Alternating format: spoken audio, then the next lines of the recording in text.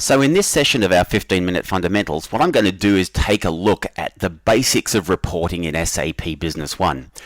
So we're going to quickly log in. Now, important to remember that there are two versions of SAP Business One. You have SAP Business One that is running on Microsoft SQL Server, and then you have SAP Business One version for HANA. So what we're going to do is we're going to focus on SAP Business One running on SQL Server in the first instance, because the functionality that I'm going to take you through right now exists in both versions of the software. All right, it's only when you move to SAP Business One version for HANA that you get some more advanced analytics capabilities. So again, we're going to focus specifically on the built-in functionality and the built-in reporting inside SAP Business One. So you've got all of your data inside SAP Business One. You've been entering transactions, you've been working away, and now you want to get that data out. Well, there's a couple of different ways that you can do that. So obviously the first way is to use the built-in reporting capabilities of SAP Business One. So what you're going to notice when you go across here into your modules and you open up the modules in SAP Business One, when you go into each of these functional areas, let's say financials, when you go into financials, what you'll see is you have your financial reports. Now, notice that the little icon for this, that's indicating it's a folder. So when you open it up, there's a number of folders underneath that. So you've got your accounting reports, and so you've got your standard reports that you would expect to have: transaction journal entries, transaction reports by project, your document journals. This is also where you can go and run your 1099s and your 1096 reports for your regular reporting on transactions that you're doing with your vendors. And of course, you've also got your tax reports. Now, a couple of other things to be aware of is that you've got those reports capabilities sitting underneath each of the modules. So for example, if I go into CRM and I go in and I look in my CRM reports, and you can see all of those reports there, all of your activities, your inactive customers, a very popular report when you want to look at the customers who haven't been transacting with you for a while, you want to do some follow-up. You've got all of those reports there. But when you are inside the menu system, if you go right down the bottom, you'll actually see under reports all of those same reports that are set up underneath each one of these modules are all put under here to make life easy for you. So if you are looking for reports, you can just go straight here into the reports section and you can run your reports from here. All right. Now, SAP Business One takes a very specific view of reporting. All right. And what it does is it presents you with the information on the screen first before it goes ahead and asks you, do you want to generate that into a report?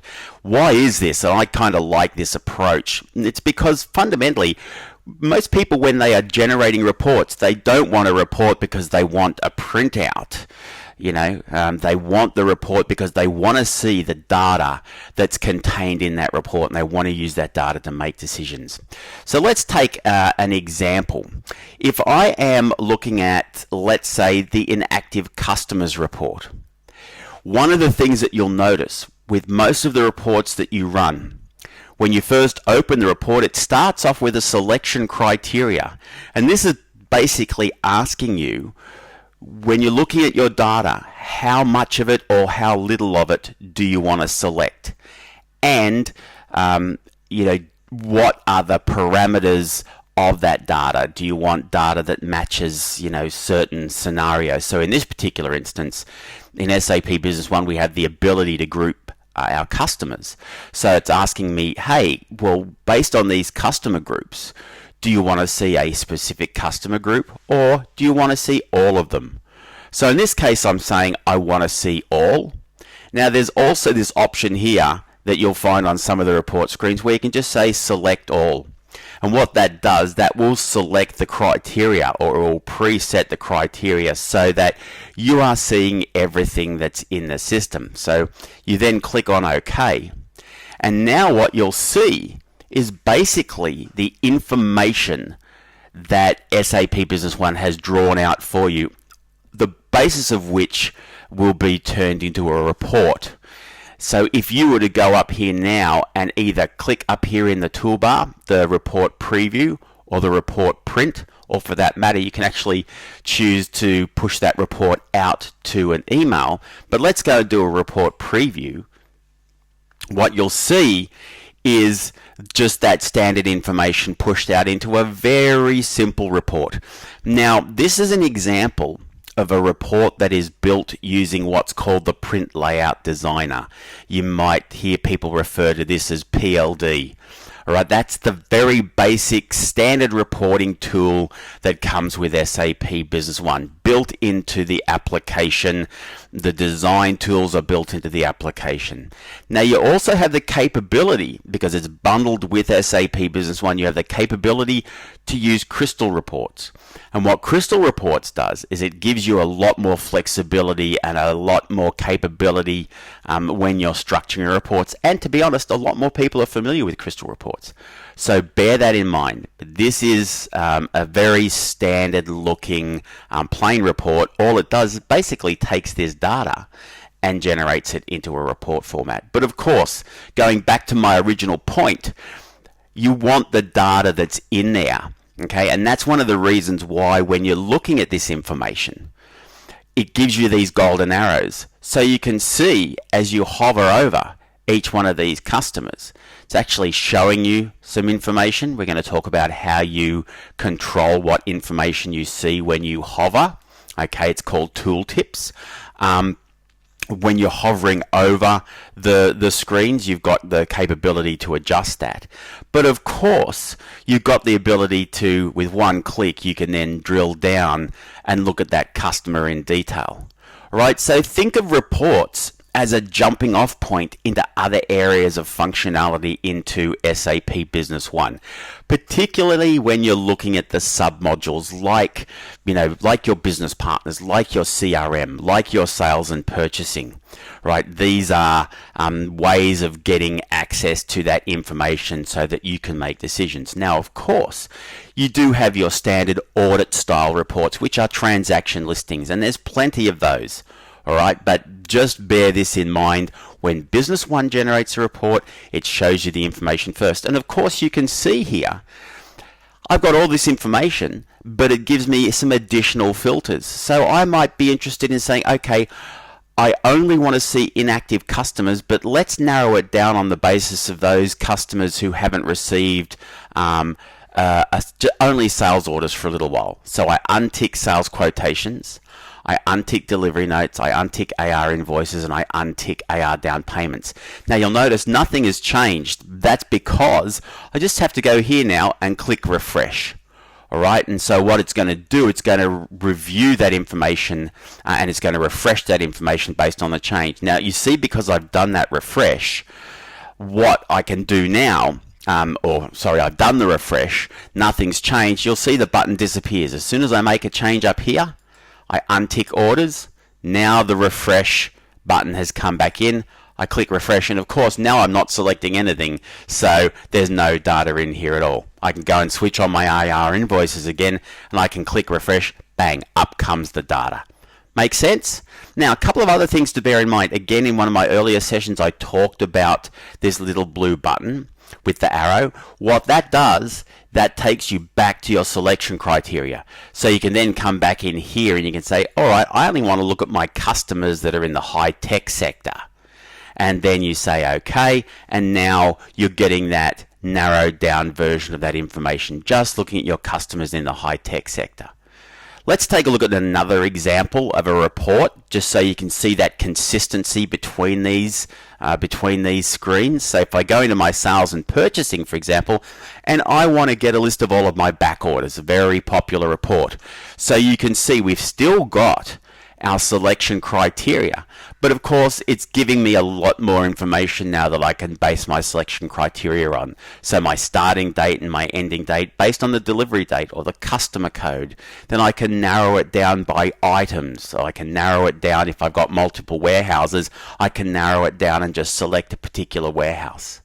Okay, and of course, you've got the ability here to drill down and look at that underlying information. So you can, if you're not sure, is this really the information I want? You can go in and take a look at that in more detail and say, yep, okay, the New York General Warehouse, let's have a look at that.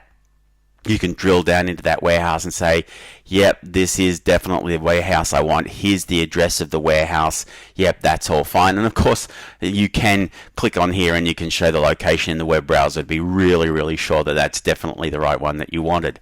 So that capability to narrow the information down is there. Now, bear in mind, there are literally hundreds of standard reports inside SAP Business One. But if you were to take all these different combinations, you can end up with thousands of permutations or variations on those reports. So, important point to remember. Now, that's your reporting.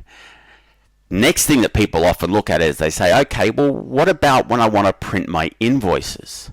So when you're looking at SAP Business One, we've got reports, and then we've got your what we like to call marketing documents. So these are things like your order confirmations, your picking slips, your invoices, your purchase orders. So they're called marketing documents because fundamentally they are documents which go externally to the organization. Now, a lot of these marketing documents, you'll also see them referred to as forms. So, for example, when you are inside sales order entry, you can get to that information. So now, again, remember we've got our common functions. So you can use this common functions widget. If there's a report you run all the time, remember to put that report into your common functions. Let's say I'm the warehouse manager. In sales and purchasing, I've got my back order report. I run this report very, very often. So I can just click and drag it up here into my common functions. And you can see it's a report because the icon changes. All right, so always remember that. Any of your menu options, you can put them here into your common functions. All right, so anyway, back to where I was headed.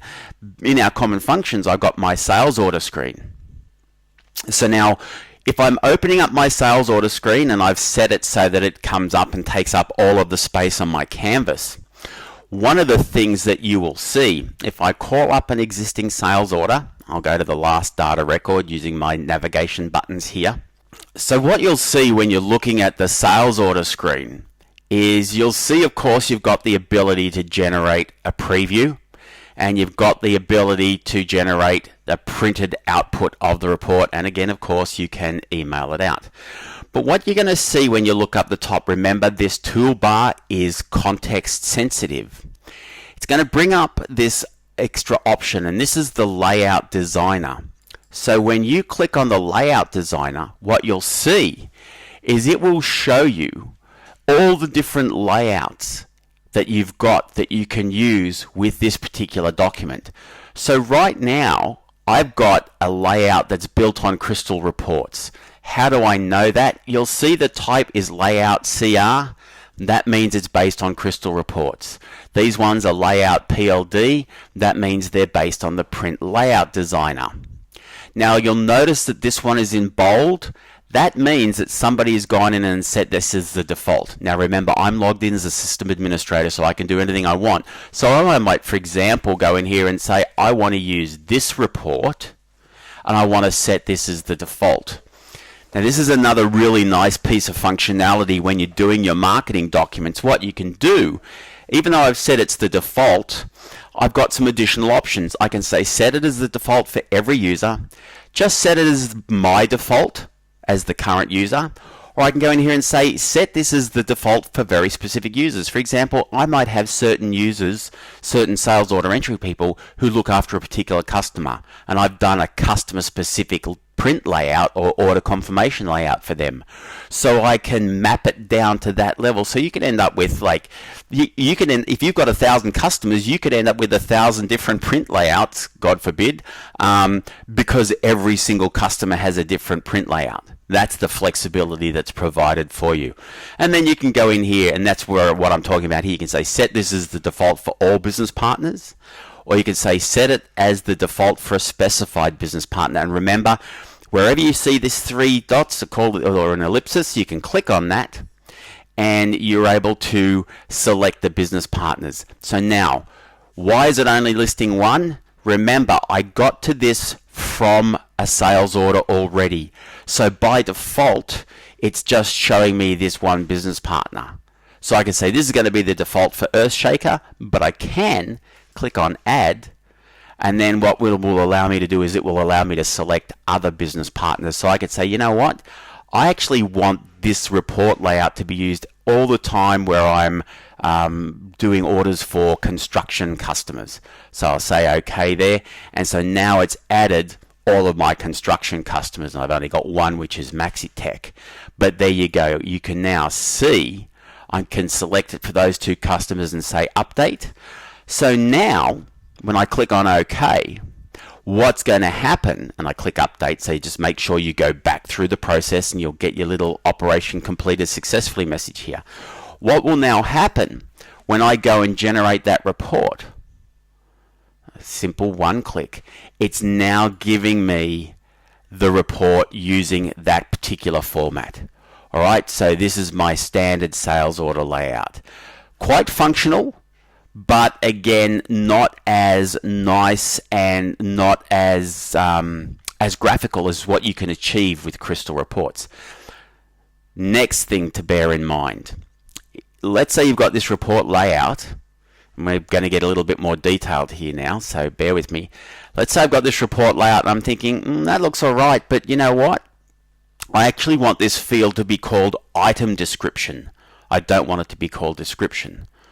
So how do I change that? Well, if you close that down, what you'll see when you go in here, you can click on your layout designer. All right, so you've got this little pencil here. If you click on that, brings up that screen again that we were in there before, where we were setting this as our default. But you can click here on the button that says Manage Layout. And what that will then do is that will bring up your report and layout manager. Now, don't get confused. This is quite a busy looking screen. It's just as presenting with a lot of information. So, you know, oftentimes you just need to focus on the task at hand. Don't worry about all these other things. We'll get to those later.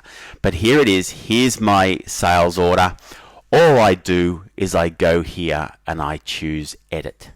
So when I click on edit, it's going to go and it's going to open up for me the print layout designer. Now it's just telling me, hey, my pictures folder has not been defined. And that was that little red error message. That's just saying when I want to put pictures into my reports, it doesn't know where to find them, and that's in your general settings, but don't worry too much about that. So here is my field. So you'll see all I have to do is click on the field, and as I click on each one of these fields, and this is very basic what I'm showing you here, we're not going to get into the deep details of this, but when you click on the field, across here it shows you that field information, and then here are all the properties of that field. So here is my content. It's free text. There is the field information. So I can just go in here and type item. All right. So that's now changing that to item description. So I can now go here into my print layout designer, and I can go in here and I can say save as, and now it's giving me the ability to create an additional version of that report. So I can go in here, I can call this my modified sales order. All right, and then I'll say OK.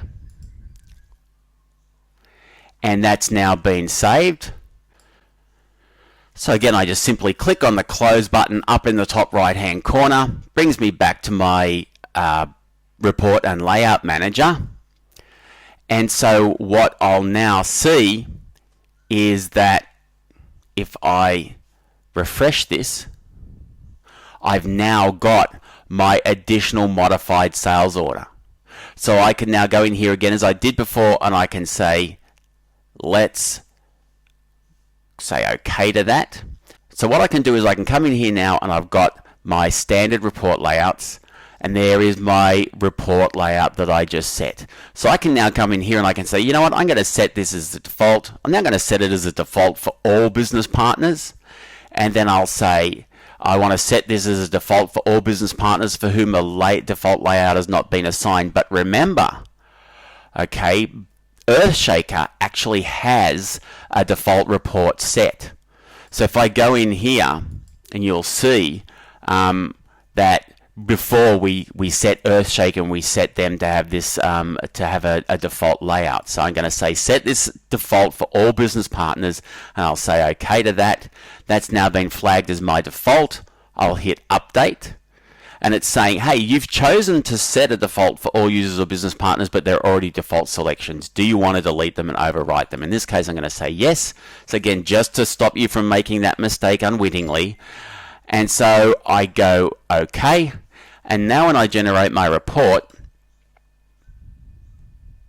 you'll now see the new version of the report with item description. Now, if you've made changes and it's not showing up, just go back and make sure that you have selected that report as the default layout. Okay, make sure that there's nothing that's been set inside here that's stopping that report layout from being your default. Okay, so that functionality exists right throughout the entire system. So that's a little bit of an overview of how you start generating reports. In our next session, we're going to take a look at getting in and starting to run some queries.